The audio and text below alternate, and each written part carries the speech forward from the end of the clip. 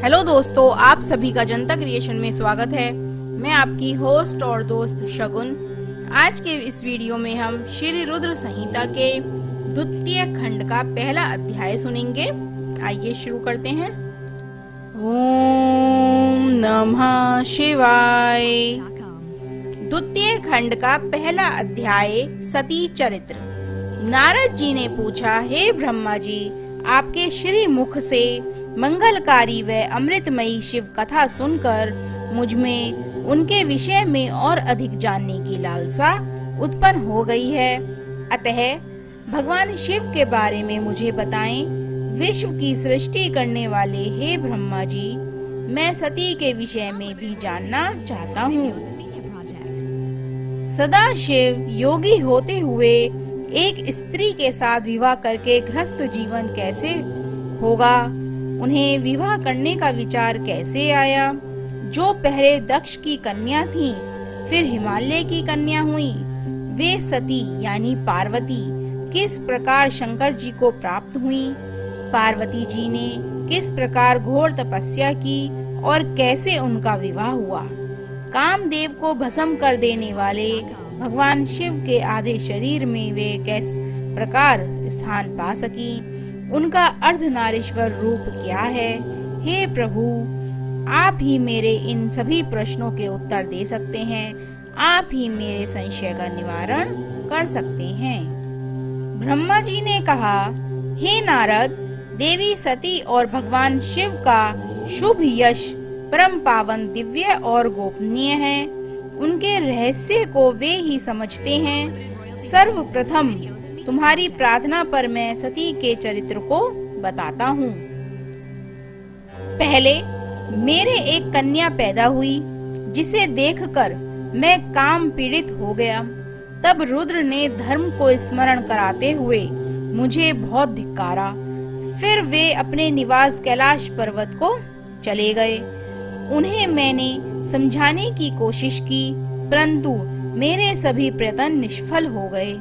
तब मैंने शिवजी की आराधना की। शिवजी ने मुझे बहुत समझाया, परंतु मैं हट नहीं छोड़ा और फिर रुद्रदेव को मोहित करने के लिए शक्ति का उपयोग करने लगा। मेरे पुत्र दक्ष के यहाँ सती का जन्म हुआ। वह दक्ष सुता उमा नाम से उत्पन्न होकर कठिन तप करके रुद्र की स्त्री हुई। रुद्र ने गृहस्थ आश्रम में सुख पूर्वक समय व्यतीत किया।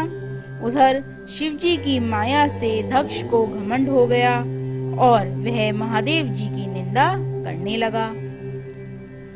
दक्ष ने एक विशाल यज्ञ का आयोजन किया।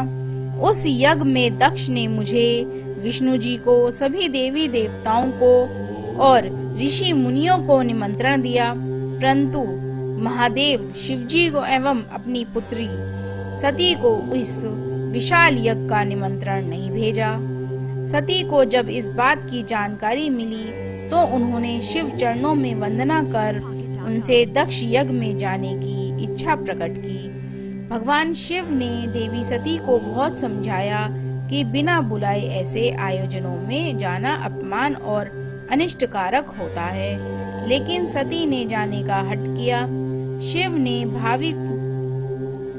भविष्य को देखते हुए आज्ञा दे दी। शिव सर्वज्ञ हैं। सती पिता के घर चली गई।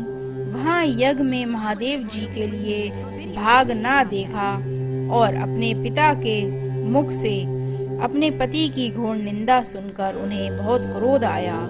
वे महादेव जी की निंदा सहन न कर सकी और उन्होंने उसी यज्ञ कुंड में कूदकर अपने शरीर को त्याग दिया। जब इसका समाचार शिव तक पहुंचा तो वे बहुत कुपित हुए।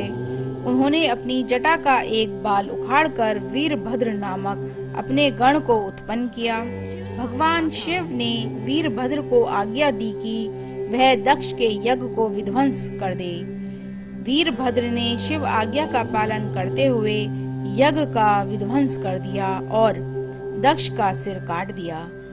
इस उपद्रव को देखकर सभी लोग भगवान शिव की प्रार्थना करने लगे। तब भगवान शिव ने दक्ष को पुनः जीवित कर दिया। उन्हें यज्ञ को पूर्ण कराया। भगवान शिव सती के मृत शरीर को लेकर वहां से चले गए। उस समय सती के शरीर से उत्पन्न ज्वाला पर्वत पर गिरी थी। वही पर्वत आज भी ज्वालामुखी के नाम से पूजित है। आज भी उसके दर्शन से मनोकामनाएं पूरी होती हैं। वहीं सती दूसरे जन्म में हिमाचल के घर में पुत्री रूप में प्रकट हुई, जिनका नाम पार्वती था। उन्होंने कठोर तप द्वारा पुनः महादेव शिवजी को अपने पति के रूप में प्राप्त कर लिया। ओम नमः शिवाय। आज के इस अध्याय की कथा यहीं पर समाप्त होती है। आगे की कथा अगले अध्याय में सुनेंगे। Thank you friends watching this video. Do not forget to like, share and subscribe.